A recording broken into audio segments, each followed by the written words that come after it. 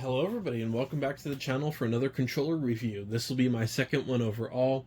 The very first one or slash last one that I did was the Xbox Starfield controller, and it was a great controller. Very excited. I'm playing through Starfield right now and it is an awesome game. However, my most exciting and anticipated game of the year is Spider-Man 2.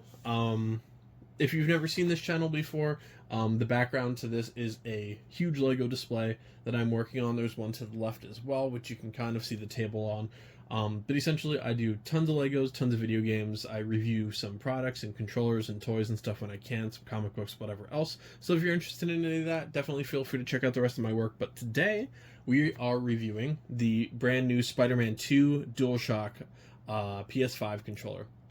This thing looks wicked. Even the box is a really cool color. You have like the dark blackish red, and then as it gets closer to the controller, it gets brighter. Just a really nice overall box design here, and then as you go around, it actually gets darker to almost pure black, and then towards the back, it goes back to that same pattern. So just really cool. As you go around the outside, again, packaging is not very important for everybody, but for the nitpicking kind of society that we've become in terms of collectibles, packaging is very special for some of us. But overall, it is a really nice design. Now, this controller will not be the normal $70 or $75. This is actually $80. It did sell out relatively quickly. There's also a matching PlayStation 5 plate for this, so you can swap out the basic white for the actual matching color scheme to this. It's beautiful and it looks a lot better than white for most people, but my PlayStation's completely hidden, so at this point I don't really need it. However, the controller, I definitely did. For the actual product itself, now that we got the box out of the way, the thing that everyone's actually here for is the controller. Of course, you have the classic Spider-Man red on one side as the symbiote actually is taking it over from the other side. I think they could have done a little bit more red on the front, and that's a very small nitpick because I do think this might be my favorite controller I've ever bought.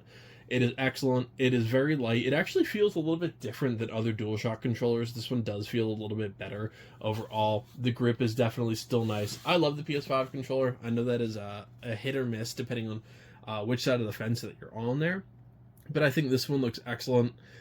They could have done a little bit more maybe with the buttons. So like with the Starfield controller, yes, you had some like actual markings on the outside. I think they maybe could have done like little spider webs or something. Just something a little bit different. Maybe done like a spider symbol here and here. Maybe you could have done one of these red. Just something a little bit more, because the black is a little bit overwhelming in terms of the amount of red. I know it's supposed to symbolize it taking over, but I just think they could have actually done a little bit more red and a little less black. But again, still beautiful controller no matter what.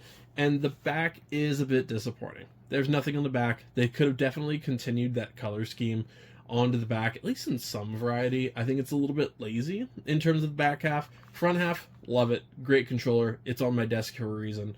It's amazing. Spider-Man, pun intended. It's an awesome controller. But the back, it just leaves a lot to be desired. You don't exactly get many limited edition PlayStation controllers. Not like Xbox, where if a big game comes out, yeah, Xbox might get a controller. For PlayStation, they don't do it as much.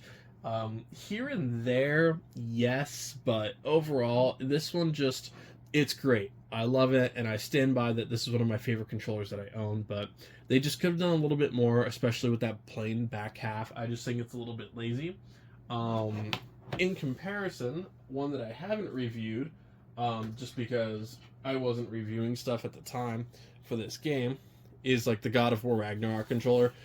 And this, like, look, this at least had a symbol on the back or something showing you what kind of game it was. Never once used this. A little disappointed to know that there's a scratch on it with no usage, but whatever, it happens. Like this, I think, is a much more clean controller than that one. Again, they didn't do anything with like the buttons or anything, but overall, it's at least something. Like they added something to the back. But yeah, so that's just a really quick review of the brand new Spider-Man 2 limited edition PlayStation 5 controller. The game itself does come out in October as a PS5 exclusive, so this is going to be an absolutely awesome game. They just released some of the art for like Kraven and the Lizard, and this is going to be awesome. I'm so excited. But yeah, thank you guys for tuning in for a brand new review. Check out my review for the Starfield controller. I'll have up in the description, and feel free to check out any other Legos, my video game playthroughs. We're nearing October, so that means a lot of horror games coming your way, guys. So thank you very much for all the support, and I'll see you in the next video, everybody.